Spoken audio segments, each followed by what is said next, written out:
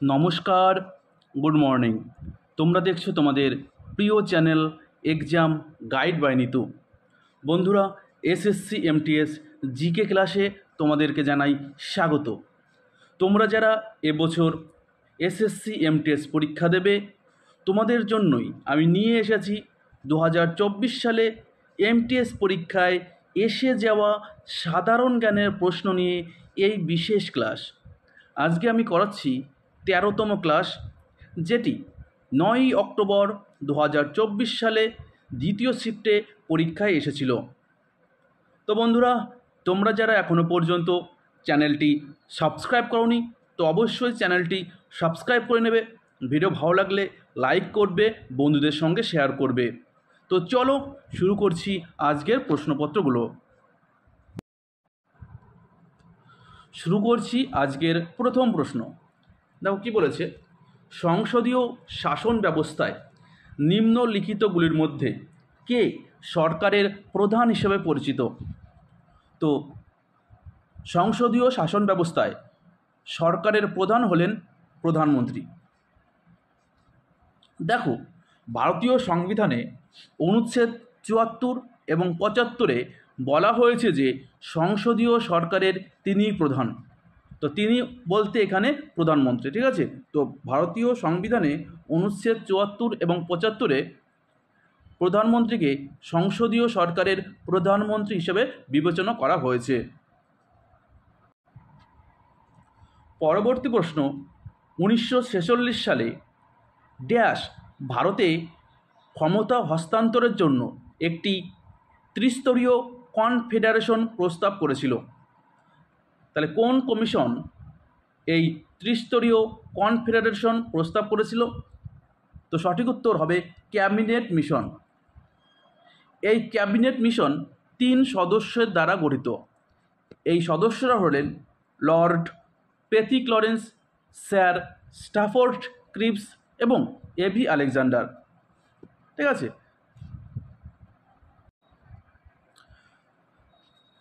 ভারতীয় সংবিধানের নিম্নলিখিত বৈশিষ্ট্যগুলোর মধ্যে কোনটি মার্কিন যুক্তরাষ্ট্রের সংবিধান থেকে নেওয়া হয়েছে? তো মার্কিন যুক্তরাষ্ট্রের সংবিধান থেকে নেওয়া হয়েছে সুপ্রিম কোর্টের বিচারকদের অপসারণ, ঠিক আছে? তো দেখো, সাধারণত সুপ্রিম কোর্টের একজন বিচারপতির অবসরের বয়স 65 বছর, কিন্তু তার আগে তাকে কিন্তু অপসারণ করতে পারে। তো কিভাবে অপসারণ করতে পারে? দেখো, এই প্রক্রিয়ার জন্য সংসদের উভয় কক্ষের অর্থাৎ লোকসভা এবং রাজ্যসভার 2/3 সদস্যের দ্বারা বিচারকের বিরুদ্ধে একটি প্রস্তাব পাশ করতে হবে। এই প্রস্তাবে প্রমাণ করতে হবে যে বিচারক অসদাচরণ এবং অক্ষমতার জন্য অভিযুক্ত, ঠিক আছে? আর এই প্রস্তাবের জন্য লোকসভার কমপক্ষে 100 জন সদস্য বা রাজ্যসভার 50 জন সদস্যের সাক্ষরতা দরকার।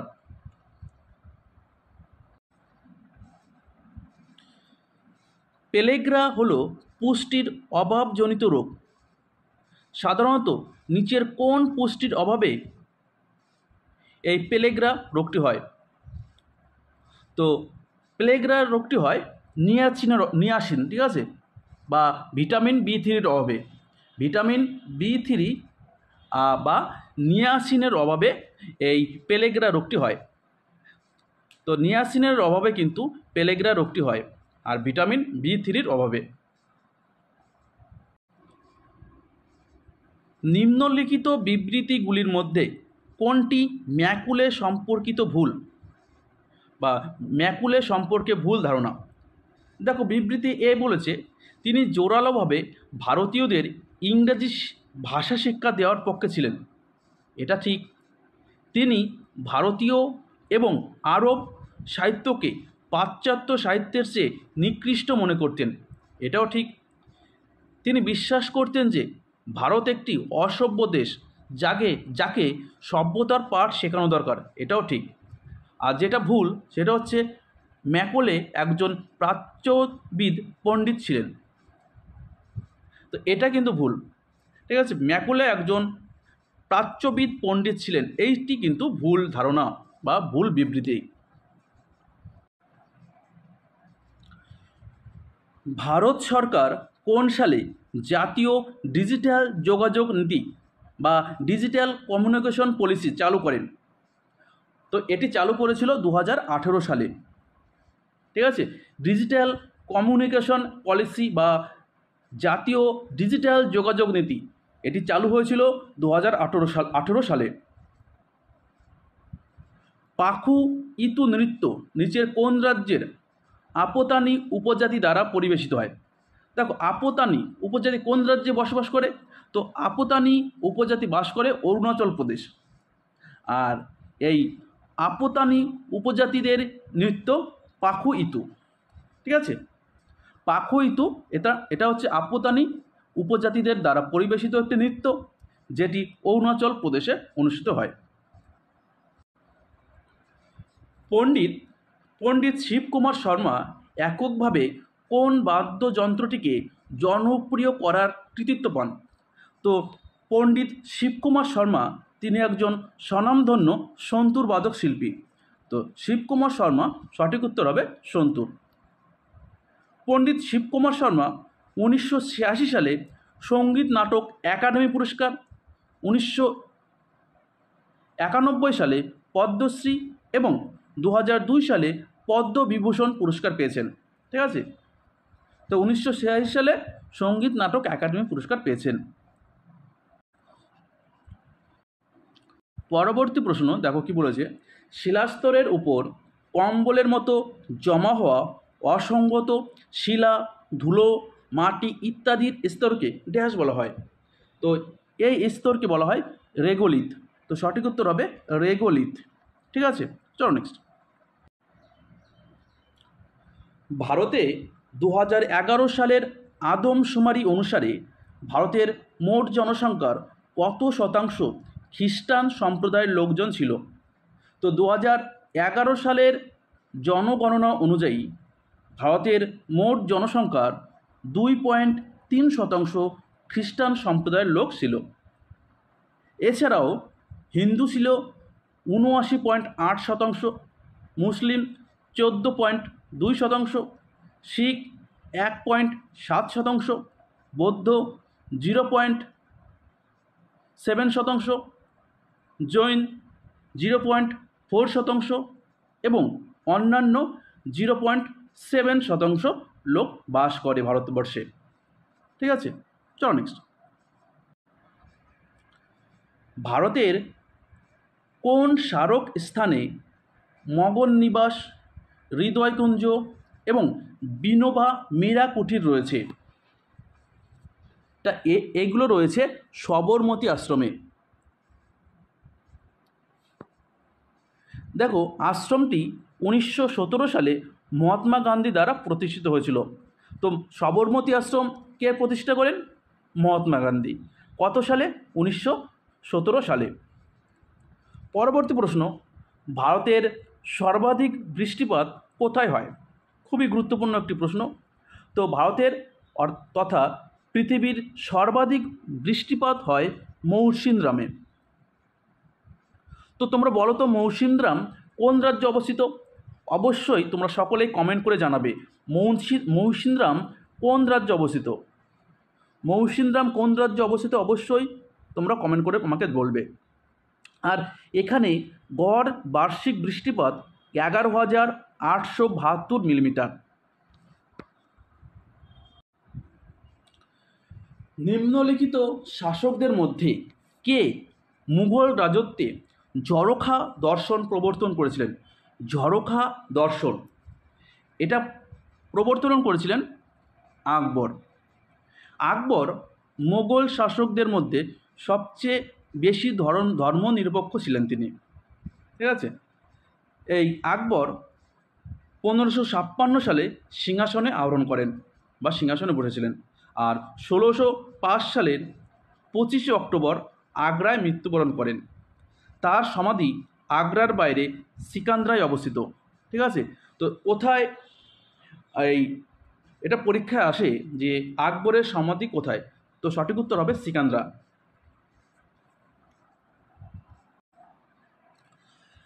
আন্তর্জাতিক বক্সিং অ্যাসোসিয়েশন এলিট এবং যুব পুরুষ ও মহিলাদের প্রতিযোগিতায় প্রতিটি রাউন্ডে বাউটের সময়কাল হওয়া উচিত কত? তো আন্তর্জাতিক বক্সিং অ্যাসোসিয়েশনের নিয়ম অনুযায়ী প্রতিটি রাউন্ডের বাউটের সময়কাল হওয়া উচিত 3 মিনিট। দেখো, AIBA এর পুরো নাম হচ্ছে association international de boxe amateur. ঠিক আছে, অ্যাসোসিয়েশন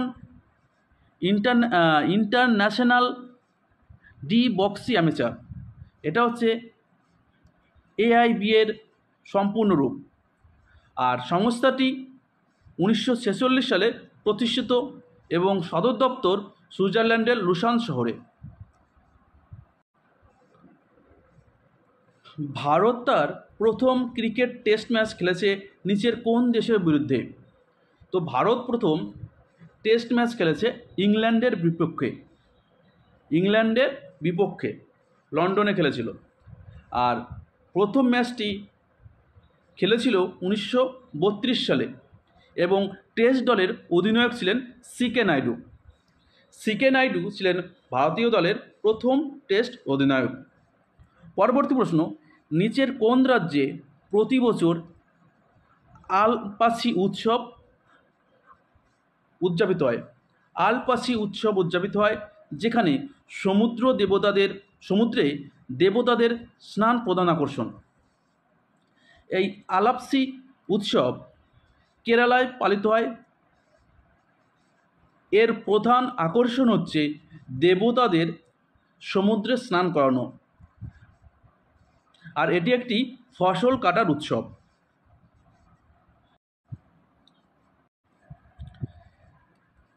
কে 2001 সালে পদ্মশ্রী প্রাপ্ত একজন বিখ্যাত কুচিপুড়ি নৃত্যশিল্পী? তো পদ্মশ্রী প্রাপ্ত একজন কুচিপুড়ি নৃত্যশিল্পী হলেন শোভা নাইডু, যিনি 2001 সালে পদ্মশ্রী পুরস্কার পেয়েছিলেন। কুচিপুড়ি একটি শাস্ত্রীয় নৃত্য যেটি ভারতের অন্ধ্রপ্রদেশ রাজ্যে পরিবেশন করা হয়।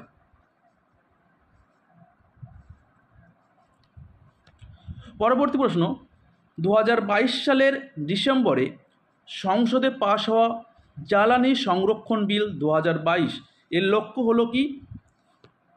তো এর লক্ষ্য হচ্ছে অজীবাশ্ম জ্বালানির ব্যবহার বাধ্যতামূলক করা। ঠিক আছে, চল নেক্সট। কোন সালে ভারত সরকার মহাত্মা গান্ধী জাতীয় গ্রামীণ কর্মসংস্থান গ্যারান্টি আইন পাশ করে? তো সঠিক উত্তর হবে 2005 সালে। এই আইন বলে প্রতিটি পরিবারের সদস্যদের 100 দিনের কাজের গ্যারান্টি দেওয়া হয়। দেখো, মনরেগা, ঠিক আছে, এর সম্পূর্ণ নাম Mahatma Gandhi national rural employment guarantee act বা মনরেগা।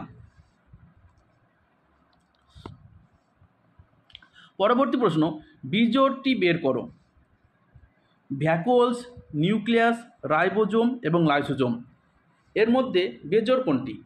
তো এর মধ্যে বেজোড় হচ্ছে রাইবোজোম। ঠিক আছে, রাইবোজোমকে বলা হয় কোষের প্রোটিন ফ্যাক্টরি।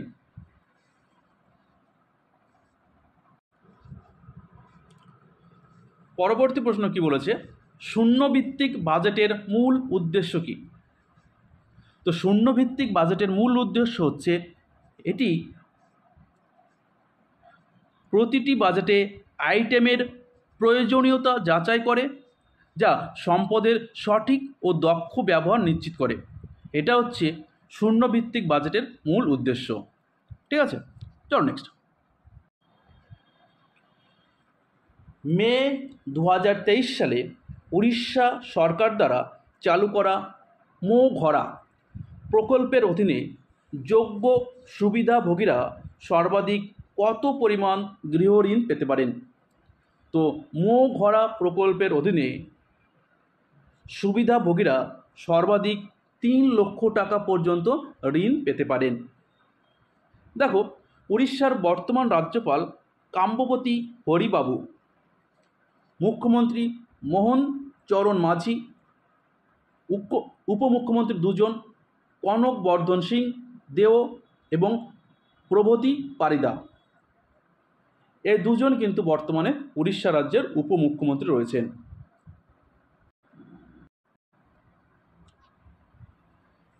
বিখ্যাত আত্মজীবনী lessons life thought me unknowingly এর সাথে সম্পর্কিত। তো lessons life thought me unknowingly এটি কার আত্মজীবনী? তো এটি অনুপম খেরের আত্মজীবনী। বলিউড অভিনেতা অনুপম খেরের আত্মজীবনী lessons life thought me unknowingly. পরবর্তী প্রশ্ন, একটি মৌলের ড্যাশ তার আয়নীকরণ শক্তির সাথে বিপরীতভাবে সম্পর্কিত। তো সঠিক উত্তর হবে পারমাণবিক ব্যাসার্ধ।